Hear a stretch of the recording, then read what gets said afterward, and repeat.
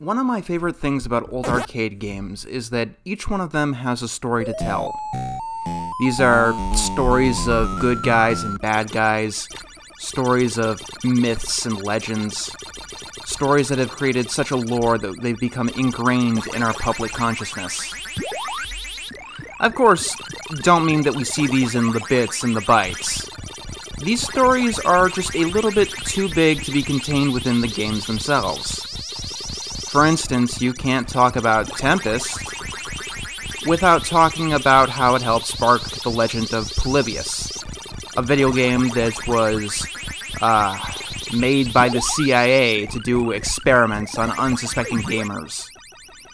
You can't talk about Berserk without talking about Evil Otto, the smiley-faced antagonist who holds the record for the most real-world deaths caused by a video game villain, as two people legitimately died playing the game. You can't talk about Donkey Kong without talking about the story of Billy Mitchell, and for lack of a better word, his legacy, and how we look at video game competition and events to the modern day. Miss Pac-Man also has a story to tell. One that rose up in our modern social climate, and of course, one that I've been quite hesitant to delve into. It's why I didn't play this game immediately after Pac-Man, why it took me like 50 games to get here. But this is a discussion that we were bound to have sooner or later. For 30 years, Miss Pac-Man had slept dormant, known as one of the greatest arcade games of all time. But in our modern era, it has been resurrected as a classic example of how video games and the industry as a whole have been sexist towards women.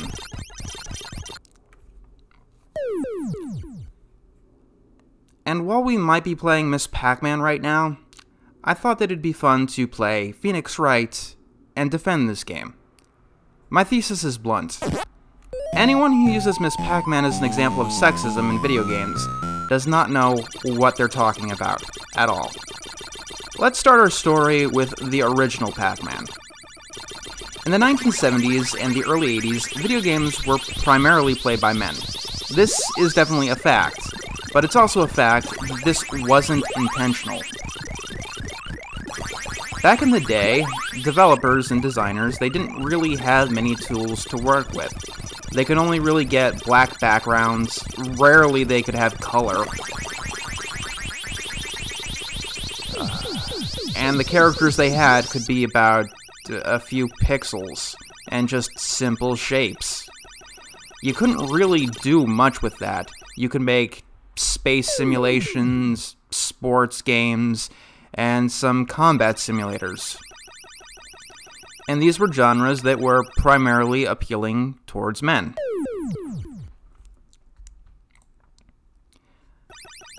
The creator of Pac-Man, Toru Iwatani,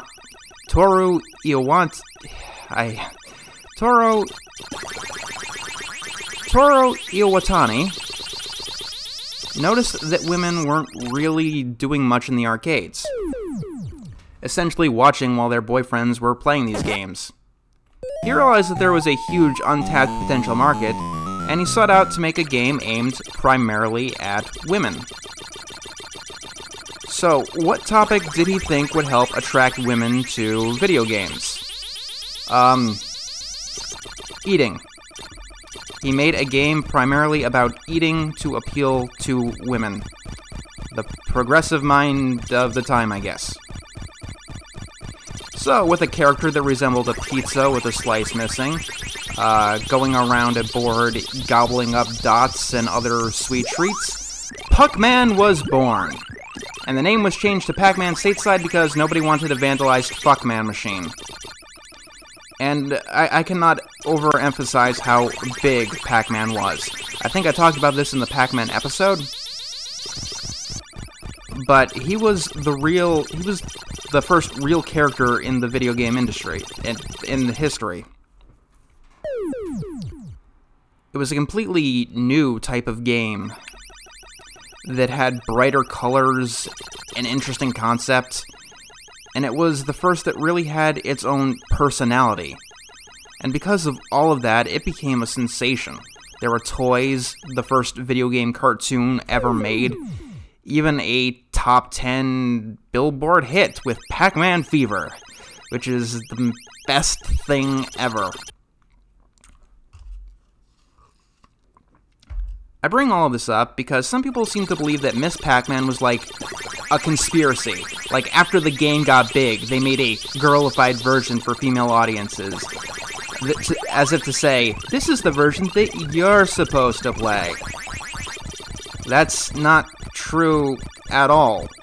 The original Pac-Man game was made specifically to appeal to women. That was kind of the points that they came at the game from. And also, another little hitch in that story is that Miss Pac-Man wasn't made by Namco, the creators of Pac-Man. It was made by Midway. They're a name that you're probably familiar with. They were a dominant force in the video game industry in the 80s and the 90s. Most well known for the Mortal Kombat series, but they unfortunately went defunct in 2011. Midway was responsible for the American distribution of Pac-Man. And when a game gets as popular as Pac-Man, you gotta make a sequel. Even if you don't have permission to do so. By any real definition, Miss Pac-Man is not a sequel to Pac-Man. It's actually technically a Pac-Man clone. Like Casey Munchkin.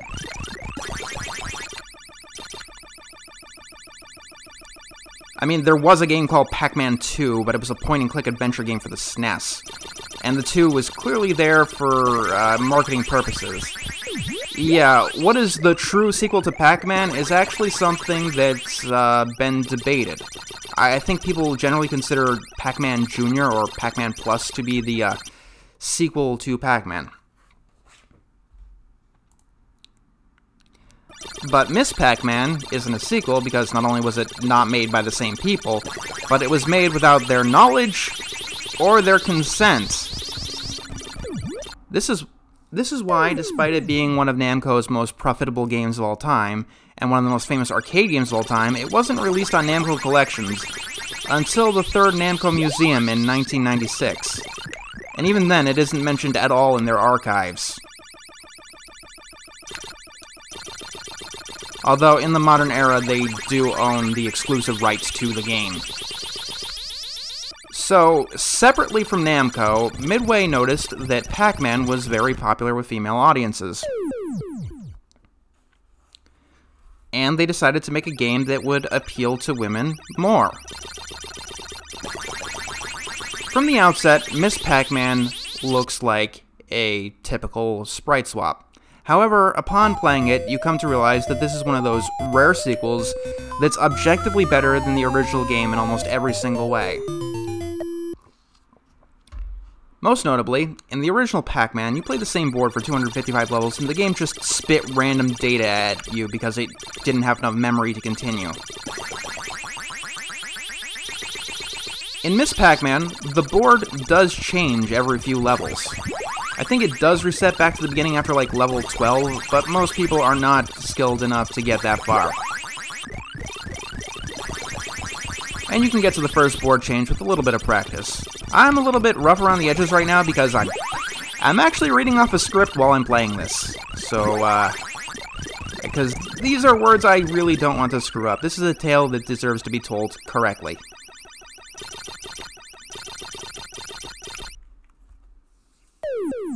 Another interesting advancement in Miss Pac-Man is that the AI is a lot better. I'm pretty sure the ghosts had their own unique AI in the original, but now here it's more advanced. Actually, I think they all have the same AI in the original. Here, each of them have their own personality, and it gives the ghosts the names that they have to this day. They were just the ghosts in the original. The game, as you've seen, also contains cutscenes.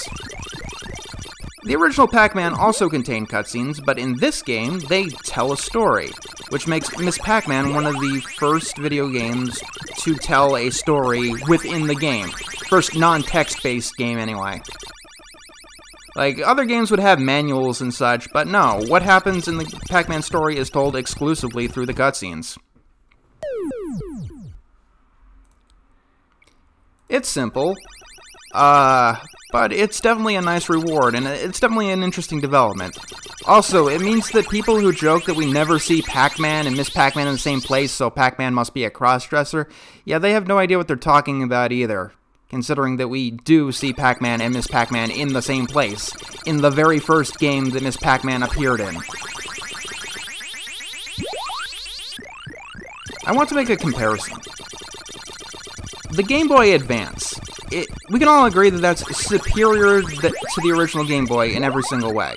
It's got better hardware, it can play a wider variety of games, it can pretty much emulate Super Nintendo games. The SP version has a backlight, and it's backwards compatible with all of the original Game Boy games. Imagine if Nintendo called the Game Boy Advance the Game Girl. Would that be sexist towards women? If the answer is no, then Miss Pac-Man can't be sexist towards women, because for the girl version, it is superior to the boy version in every single way. Well, what about Miss Pac-Man herself as a character? Isn't she just a lazy rehash of a male character? Well, I'm going to need to disagree there too. Let's talk about video game characters in the late 70s and early 80s, in the fact that they did not exist at all. Video game characters did not exist. Before you might assume that there was like a plethora of guys that you played before Miss Pac-Man. But no, that isn't true at all. There was just Pac-Man, and largely that was it. Before Pac-Man, you didn't play as Mario or Master Chief or Link. You played as the Triangle from Asteroids, or the Square from Adventure. The characters, quote-unquote, in video games were just basically an equivalent for a board game piece. They didn't really have any personality. They were just a direct extension of the player, and they were kept as vague and bland as possible. The reason that Pac-Man took off so much is because, as a character, he was one of the first. He was the very first recognizable, identifiable character in video games. And that came out only a year before Miss Pac-Man.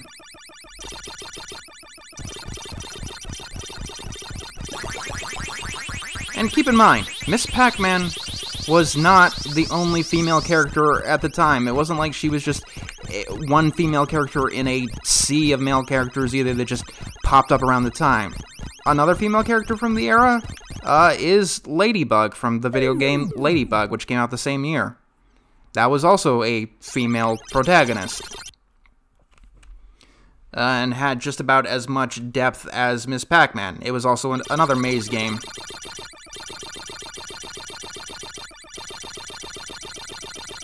Also, if I've learned anything from Ghostbusters 2016, I've learned that taking a story with a male and replacing it with a female is one of the most progressive and feminist things you could possibly do. I'm not going to pretend that that didn't annoy me to hell and back, because it did. For years, I was told that Miss Pac-Man was sexist, for pretty much the exact same reason that people praised Ghostbusters 2016 as a feminist masterpiece before it came out. And I'm sorry to tell you, but you can't have it both ways. Either Ghostbusters 2016 is sexist for doing what it did, or Miss Pac-Man isn't.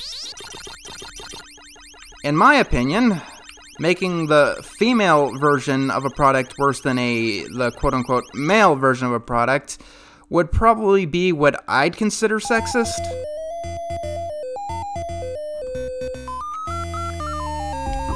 Let me be clear. Despite Despite the myths you might believe, the industry was not overtly exclusionary to women at the time. There couldn't really be a male culture because they were just getting into it. There wasn't really any culture to speak of. And men couldn't have been more inspired than women to get into the industry because until like the 90s, game designers and developers, they were not credited. Go through any NES games and most people use pseudonyms. If the games had credit scenes at all, because most studios didn't allow it.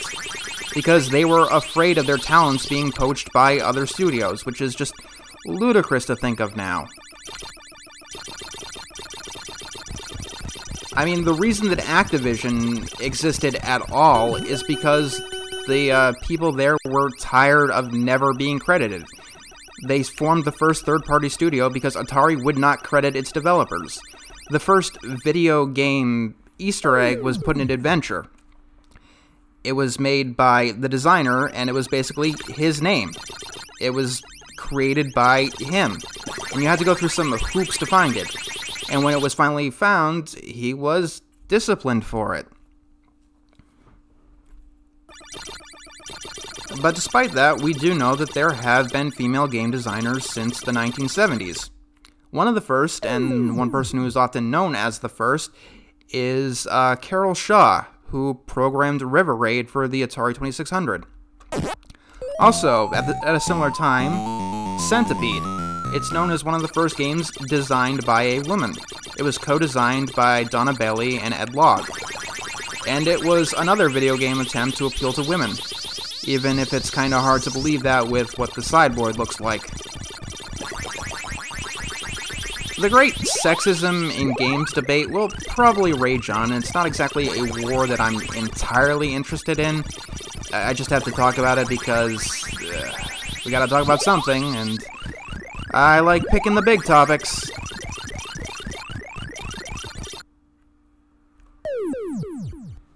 But I don't have time to argue every single point. I'm sure this is going to come up as we get into other games. Like, when we get to Metroid, we could talk about how Metroid Other M was ravished by the gaming community because it didn't take Samus as a character very seriously.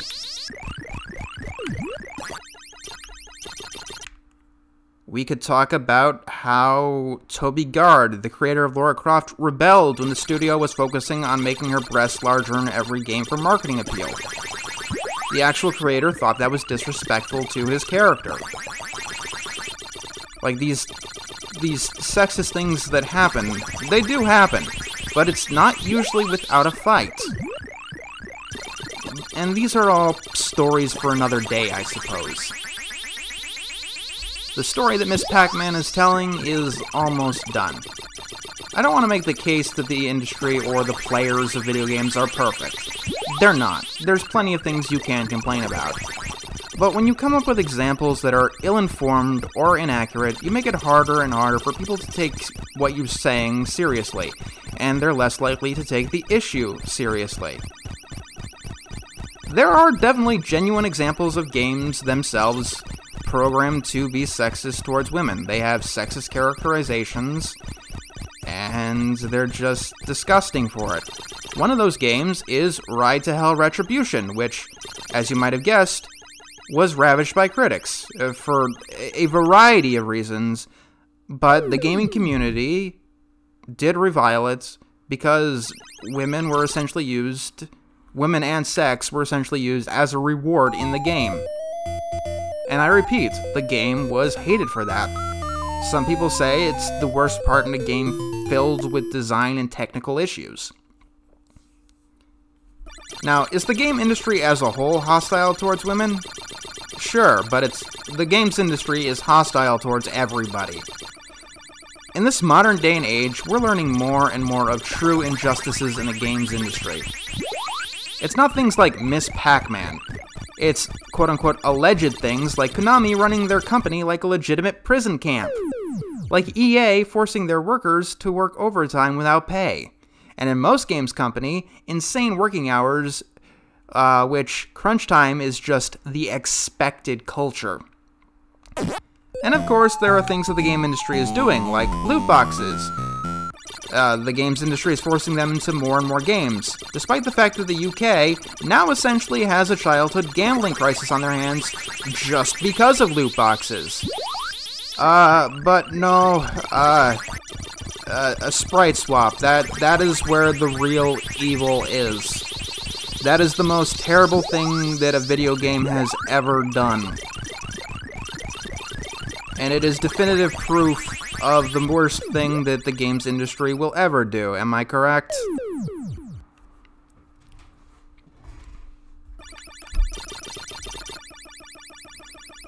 Miss Pac-Man is not where you want to fight your battles. It is a fantastic game, and its legacy should not be tarnished by stupid modern bullshit. All I'm saying is fight the real battles. There are things worth fighting for, and there are places to do that, but this is not one of them.